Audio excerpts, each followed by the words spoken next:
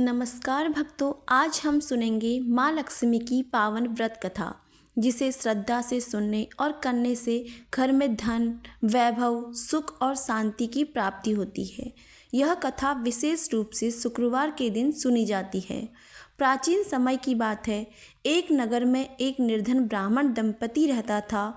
ये दोनों बहुत ही सच्चे, ईमानदार और भगवान में आस्था रखने वाले थे, लेकिन उनके घर में हमेशा गरीबी बनी रहती थी। ब्राह्मणी प्रतिदिन माँ लक्ष्मी की पूजा करती थी, परंतु घर में इतना अभाव था कि कई बार उसे बिना भोजन के ही सोना पड़ता था। एक दिन शुक्रवार को ब्राह्मणी व्रत रखकर माँ लक्ष्मी का ध्यान कर रही थी। उसी दिन माँ लक्ष्मी एक वृद्धा के रूप में उसके द्वार पर आई और भोजन मांगा। ब्राह्मणी के पास केवल थोड़ा सा सूखा अन्न था, जो उसने अपने लिए बचा के रखा था, लेकिन फिर भी उसने बिना सोचे समझे वह भोजन वृद्धा को परोस दिया। उनके चरण धोए और आदरपूर्वक बैठाया।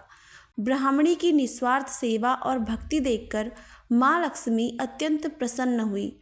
उन्होंने अपना वास्तविक स्वरूप प्रकट किया और कहा, बेटी, तुमने बिना किसी लालच के सेवा की है।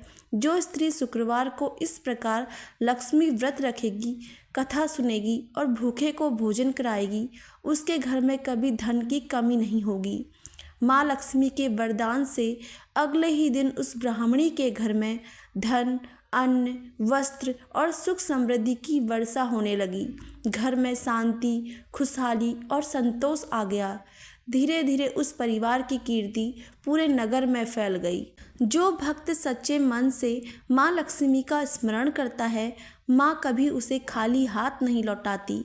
माँ लक्ष्मी आप सभी पर अपनी कृपा बनाए रखे। जय माँ लक्ष्मी।